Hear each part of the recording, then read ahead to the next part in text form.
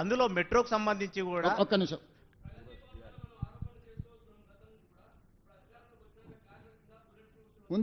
ఉన్నాయి అడిగిన బట్టి గారిని అడిగిన బాత్రూంలో కూడా బుల్లెట్ ప్రూఫ్ అద్దాలు ఉన్నాయి. బట్టి గారిని నేను అడిగిన. ఇప్పుడు తీస్తే ఇంకెక్కువ ఖర్చు అవుతుందని ఏం చేస్తలే. ఇవే కాదు, ఢిల్లీలో కూడా రాండి, నేను ఉంటున్నా కదా ఢిల్లీలో ఇంట్లో కూడా అన్నిటికీ బుల్లెట్ ప్రూఫ్ అద్దాలు పెట్టించిండు. నిజమే అని చెప్తున్నా నేను. దుర్వినియోగం చేసిండు. ఇప్పుడు తీస్తే ఎక్కువ ఖర్చు అవుతుంది, పెట్టడానికి ఒక ఖర్చు అయింది, ఇప్పుడు అవి తీస్తే ఇంకో ఖర్చు అవుతుంది అని తీస్తలేము. మీరు కావాలంటే ఇటు ఉన్న వాళ్ళు అందరిని తీసుకెళ్తా. ఢిల్లీలో కేసీఆర్ గారు నివసించిన భవనమే నాకు ఇచ్చిండ్రు. బుల్లెట్ ప్రూఫ్ అద్దాలు మొత్తం డోర్లే బుల్లెట్ ప్రూఫ్ డోర్లునే నేను మీకు చూపిస్తా.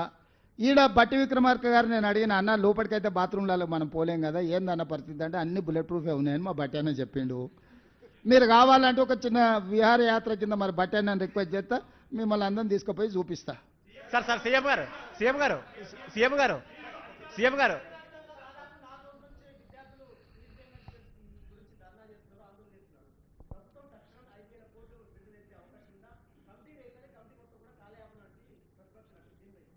నేనేమన్నాను, వాళ్ళు వడ్డించిందే ఈ అప్పు, ఇది మేం చేసింది కాదు.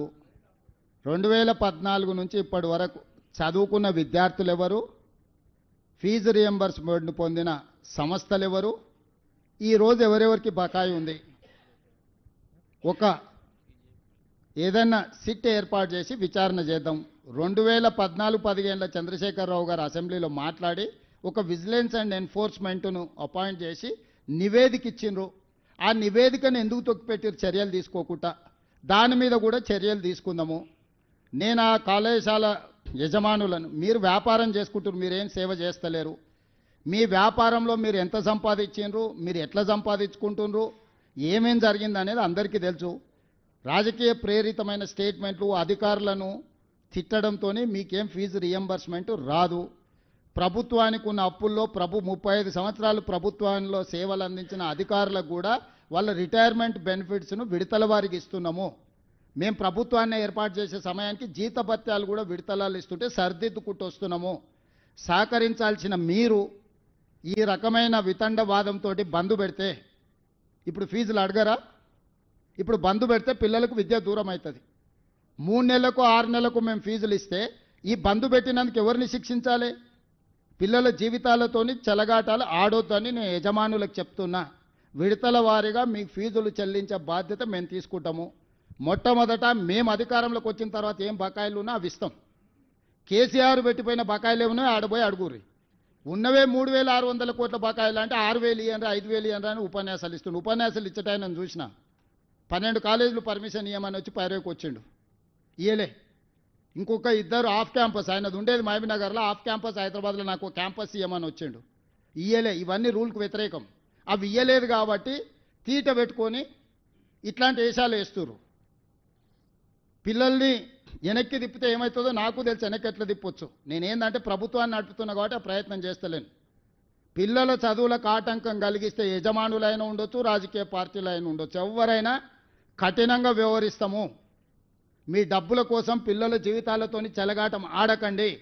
ఈరోజు మీరు బంద్ పెడితే అకాడమిక్ ఇయర్ లాస్ అయిపోతే ఆ పిల్లలకు చదువు తిరిగి రాదు. ఇవాళ మీ ఫీజు రియంబర్స్మెంట్ తిరిగి వస్తుంది. పిల్లలకు మీరు చేసే అన్యాయం తిరిగి వస్తుందా? చెప్పండి. మీరు కూడా మీ పిల్లలు పోతున్నారు, మా పిల్లలు మీ పిల్లలు అందరూ చదువుకుంటారు. ఇవాళ పిల్లలకు చదువు చెప్పకుండా కళాశాలలు బంద్ పెడితే 3 నెలల తర్వాత ప్రభుత్వం నిధులు ఇచ్చింది అనుకో. ఇప్పుడు ఈ విద్య దూరమైన పిల్లలు ఏం కావాలి చెప్పండి?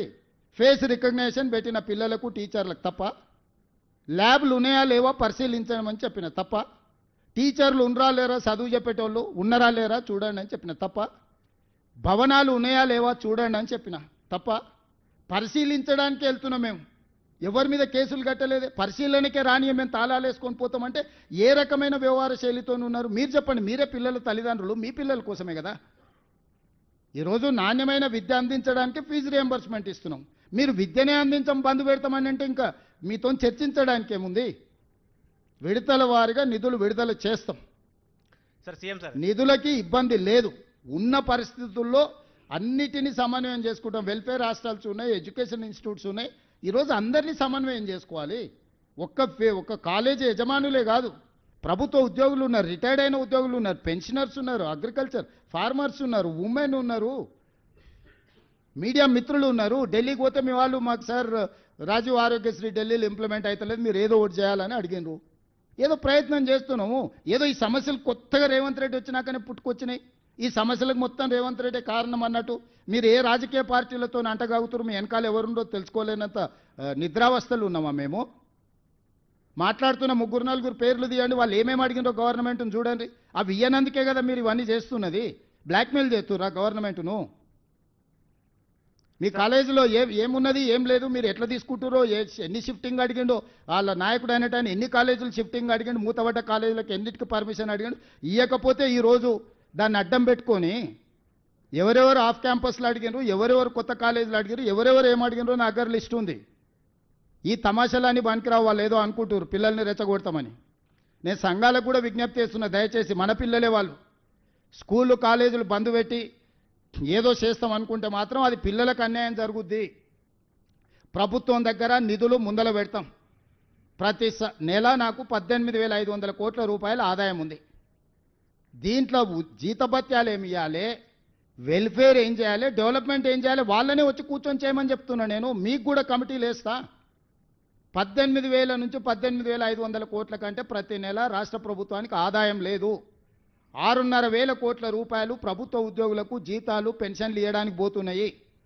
6,500 నుంచి 7,000 కోట్ల రూపాయలు చంద్రశేఖరరావు గారు చేసిన అప్పులకు అసలుకు మిత్తికి రిజర్వ్ బ్యాంక్ అట్నుంచి అటే పోతుంది. నన్ను అడగని కూడా అడగరు, ఆటోమేటిక్గా పోద్ది. 13,000 కోట్ల యావరేజ్గా పక్కా ఖర్చు. ఇక మిగిలిందే 5,500 కోట్ల రూపాయలు. 5,500 కోట్ల రైతు రుణమాఫీ ఏం చేయాలి, రైతు భరోసా ఏమి ఇవ్వాలి, ఆర్టీసీ బస్ ఏమి ఇవ్వాలి, షాదీ ముబారక్ ఏమి ఇవ్వాలి, కళ్యాణ లక్ష్మి ఏమి ఇవ్వాలి, పెండింగ్ ప్రాజెక్టులను ఏం కట్టాలి, రిటైర్మెంట్ ఉద్యోగస్తులకు పెన్షన్స్ లేకపోతే వాళ్ళ రిటైర్మెంట్ బెనిఫిట్స్ ఏమి ఇవ్వాలి, పిల్లల ఫీజు రియంబర్స్మెంట్ ఏమి ఇవ్వాలి, సీఎం రిలీఫ్ ఫండ్ ఏమి ఇవ్వాలి, ఏమి ఇవ్వాలి?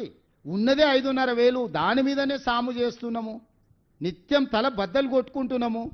సహకరించాల్సింది పోయి ఆదాయం ఉంటే మేము ఆపుకుంటున్నాం. వాళ్ళనే కమిటీ ఏమనుంది, వాళ్ళ చేతికే చిట్టి అప్పచెప్తారు. రేపు 3 నెలలు, డిసెంబరు, జనవరి, ఫిబ్రవరి, మార్చి 4 నెలల ప్రణాళిక వాళ్ళనే ఏమన్నారు. మొత్తం ఆదాయం వాళ్ళకి అప్పచెప్తాం. గల్లపెట్ట కాడ వాళ్ళనే కూర్చోబెడతాం. కాలేజీలో చదువులు చెప్పేటోళ్ళు మేనేజ్మెంట్ తెలిసిన వాళ్ళే కదా, వాళ్ళ వెనకాల ఉన్నోళ్ళు వాళ్ళు కూర్చొని 18,000 నుంచి 18,500 కోట్లు ఏదైతే మనకు ఆదాయం వస్తుందో దేనికి ఖర్చు పెట్టాలని చెప్పండి. జీతాలు ఆపాలనా? బ్యాంకు మిత్తులైతే మనం ఆపినా ఆగదు. రైతు భరోసా ఆపాలనా? షాదీ